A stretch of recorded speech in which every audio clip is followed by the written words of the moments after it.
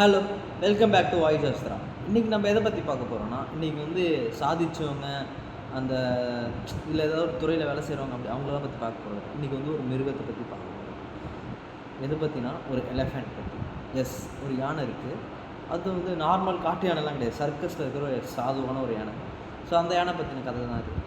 So அதை பற்றி நம்ம இந்த கதையில் முடிக்கும்போது உங்களுக்கு ஒரு விஷயம், ஒரு ஐடியா கிடைக்கும். என்னென்னா, ஸோ ஓகே, இப்படி வாழலாம் போல இருக்குது, இனிமேல் இப்படி வாழ்ந்து பார்ப்போம் அப்படின்னு சொல்லிட்டு உங்களுக்கு ஒரு ஐடியா கிடைக்கும். ஸோ அது என்னென்னா, சர்க்கஸில் ஒரு யானை இருக்குது. அந்த யானை வந்து ரொம்ப பெரிய யானை, ஒரு 5000 கிலோ இருக்குன்னு வச்சுக்கோங்களேன், ஒரு 5 டன் இருக்கும் அந்த யானை. ஆனால் அந்த யானையை வந்து எல்லாருக்கும் ஒரு வித்தை காட்டிட்டு, எல்லாருக்கும் வந்து ஒரு என்டர்டெயின்மெண்ட் பண்ணிட்டு ஒரு இடத்துல போய் ஸ்டே ஆகுங்களா, ரெஸ்ட் எடுத்து போகும். அந்த இடத்துல போய் பார்க்குறாங்க ஒருத்தவங்க. அந்த இடத்துல வந்து அந்த யானை கட்டி போடுற சங்கிலி, சின்ன சங்கிலி, அந்த ஒன்று லாக் மாதிரி இருக்கும், ஒரு கிளாம்ப் மாதிரி கீழே அந்த சங்கிலியை மாட்டுறதுக்கு. ஸோ அதுவுமே சின்னது தான். ஸோ பார்க்குறாங்க, இவ்வளோ பெரிய யானை, அது எப்படி அந்த ஒரு சின்ன சங்கிலியிலேருந்து கெட்டியமாக பிடிச்சிக்குது, யானை இங்கே ஏஞ்சி போயிடாதா, யானை ஈஸியாக பிக்குன்னு நினச்சா பிச்சிடலாம், ஒரே எழுதில் பிச்சிடலாம் அப்படின்னு சொல்லிட்டு அவங்க சொல்கிறாங்க. ஸோ அப்போ வந்து அவங்க எழுத்தாப்பில் இருக்க சொல்கிறாங்க. ஸோ அந்த யானை நினச்சதுன்னா, ஆக்சுவலாக அந்த யானை வந்து எவ்வளோ பலம்னா, யானை வந்து ஒரு மரம், ஒரு நல்லா வளர்ந்த ஒரு மரத்தையே வந்து அதால் ஈஸியாக டக்குன்னு ஒரு செகண்டில் பிச்சு எடுக்க முடியும், மரம் வேரோட. ஸோ அந்தளவுக்கு பவர். நீங்கள் எப்போ பார்த்தாலும் மரம் வெட்டுறவங்களாம் பார்த்தீங்கன்னு வச்சுக்கோங்களேன், அந்த வேரை மட்டும் அவங்களால எடுக்க முடியாது. அடி மரத்தோட வெட்டி எடுத்துக்கோங்க வந்து வேர் அவ்வளோ சீக்கிரம் எடுக்க முடியாது. ஏன்னா அது ரொம்ப கஷ்டம், அது ரொம்ப நாள் டைம் எடுக்கும். அது எடுக்கலாம், பட் இட்ஸ் டேக் டைம். ஆனால் யானை வந்து ஒரு நினச்சதுன்னா ஒரு செகண்டில் அந்த வேரோட பிடிங்க கிடச்சி. ஸோ அந்தளவுக்கு பலம். அந்த கிளாம்ப் எப்படி அந்த யானையை கண்ட்ரோல் பண்ணுறது அப்படின்னு சொல்லிட்டு அவங்க வந்து டவுட் இருக்குது. அந்த மாதிரி தான் அப்போ வந்து என்ன சொல்கிறாங்கன்னா, இந்த யானை வந்து சின்ன வயசுலேயே வந்துச்சு எங்கள் இந்த சர்க்கஸ்க்கு. அப்போ வந்து என்ன ஆகுனா, அது இந்த மாதிரி ஒரு கிளாம்ப்பு தான் இருக்கும், அப்பயும் காலில் மாட்டிடுவோம். அது வந்து ஆக்சுவலாக ட்ரை பண்ணோம். அப்போ அந்த கிளாம்ப் ஸ்ட்ராங்காக இருந்தது, ஏன்னா சின்ன யானை இல்லை. ஸோ அப்போ வந்து அந்த யானைக்கு என்ன ஆகுனா, அடிக்கடி அந்த காலில் தோல் கிழிஞ்சு ரத்தம் வரும். ஸோ அந்த யானை வந்து படுத்து அழுவும். ஒரு கட்டத்தில் வந்து அந்த யானை வந்து நார்மலைஸ் பண்ணிடுச்சு. அதை என்னென்னா, ஸோ ஓகே, இதுலேருந்து நம்ம ட்ரை பண்ணோன்னா நம்ம கால் கிழிஞ்சிரும் அப்படின்னு சொல்லிட்டு அந்த யானை என்ன ஆயிடுச்சுன்னா, அந்த கிளாம்ப், அந்த சங்கிலிக்கு வந்து அடாப்ட் ஆகிடுச்சு. எப்போனா அந்த சங்கிலி அது காலில் எப்போ மாட்டுறாங்களோ அது வந்து வெளியில் போய் ட்ரை பண்ணவே பண்ணாது, அந்த இடத்துல அப்படியே இருக்கும். ஸோ இது வந்து மன ரீதியாக, அதாவது வந்து ஒரு மைண்ட் ரீதியாக வந்து அந்த யானையை வந்து மாறிடுச்சு அந்த யானை. ஏன்னா அடாப்ட் ஆகிடுச்சுன்னு சொல்லுவாங்கல்ல. ஸோ இங்கேருந்து அட்டாக் பண்ணால் நம்மளுக்கு காலில் ரத்தம் வரும் அப்படின்னு சொல்கிற மாதிரி அடாப்ட் ஆகிடுச்சு அப்படின்னு சொல்கிறாங்க. வந்து ஒரு அதிர்ச்சி கூப்பிட்றாது அப்படின்னு சொல்லிட்டு அப்போ சொல்கிறாங்க, நம்ம லைஃப்லேயும் இப்படி தான் நிறைய பேர் இருக்காங்க. அவங்க வந்து ஒரு விஷயம் வந்து சின்ன வயசில் பொதுவாக எல்லாம் ஓகே அப்படின்னு சொல்லிட்டு வளர்ந்துருப்போம். பட் ஒரு கட்டத்தில் என்ன ஆகும்னா, இதை பண்ணாத, அதை பண்ணாத, இது பண்ண தப்பாக, இது பண்ணால் தோற்றுருவேன், இது பண்ணால் இதாகிடும் அப்படின்னு சொல்லிட்டு ஒரு மாதிரி நம்மளை வந்து காப்பாற்றுறதா நினச்சிக்கிட்டு நம்மளுக்கு வந்து ஒரு ரெஸ்ட்ரிக்ஷன் போட்டுக்கிட்டே இருப்பாங்க. அதை நீங்கள் வந்து அப்போவே நீங்கள் கண்டுபிடிச்சி நீங்கள் அப்போவே வந்து அதை உடைக்கணும்.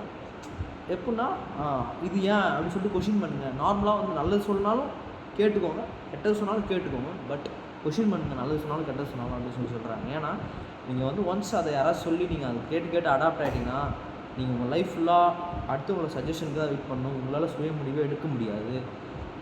எப்படின்னா, நீங்கள் வந்து அவங்க சொல்கிறாங்களா, ஏன் எனக்கு கரெக்டாக இருந்தால் நான் அதை பண்ணுவேன், நீ சொல்கிறனால எனக்கு பண்ண முடியாது அப்படின்னு சொல்லிட்டு ஒரு மென்டாலிட்டி இருக்கும். அதாவது தப்பாக சொன்னால் சொல்கிறேன், நல்லது சொன்னால் எடுத்துக்கோங்க.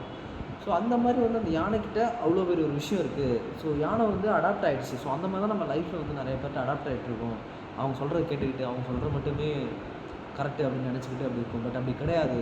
ஒருத்தவங்களும் ஒரு லைஃப் இருக்கும். ஒருத்தவங்க அந்த இடத்துல அவங்க வாழ்ந்து அவங்க வந்து சர்வே பண்ணால் மட்டும்தான் அடுத்தவங்க அவங்க சொல்கிறவங்க வந்து உங்கள் இடத்துல வந்து உங்கள் பிளேஸை ரீப்ளேஸ் பண்ண போகிறது கிடையாது அப்படின்னு சொல்கிறாங்க.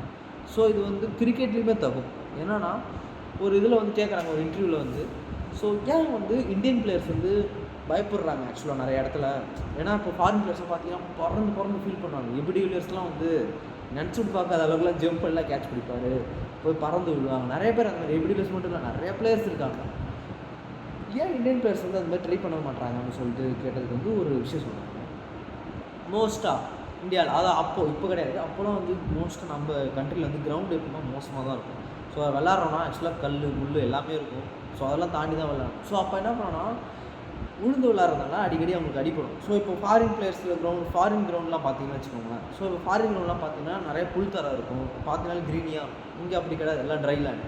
ஸோ அப்போ என்ன ஆகுனா, போய் விழும்போது என்ன ஆகுனா அவங்களுக்கு முட்டி காலில் அடிப்படும். ஸோ அதனால் இன்ஜுரி ஆகி வெளியே உட்காருவாங்க மேட்ச்சில் விளையாட முடியும். ஸோ அதனால் மட்டுமே அவங்கள வந்து ஸோ அந்த மாதிரி ரொம்ப ரிஸ்க் எடுத்து ஃபீல்டிங் பண்ணுறதில்ல அப்படின்னு சொல்கிறாங்க. அப்போ வந்து கவனிச்சு பார்த்தீங்கன்னா, இது ரொம்ப நாள் நம்மளுக்கு வந்து அப்படியே மூவ் ஆன் ஆகிட்டே இருக்கும். அந்த இடத்துக்கு நோக்கிட்டே இருந்துச்சு பார்த்தீங்களா. எப்படின்னா, இந்தியாவில் மட்டும் கிடையாது, நம்ம பிளேயர்ஸ் வந்து எங்கே போனாலும் வந்து என்ன அதை அப்படி சொல்கிறாங்க.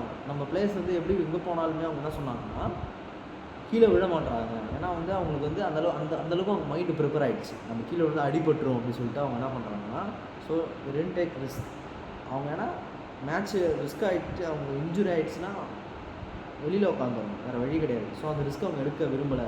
ஸோ அது வந்து நல்ல கிரவுண்ட் விளாண்டாலுமே அவங்களுக்கு அந்த மென்டாலிட்டி இன்னும் போகல அப்படின்னு சொல்கிறாங்க.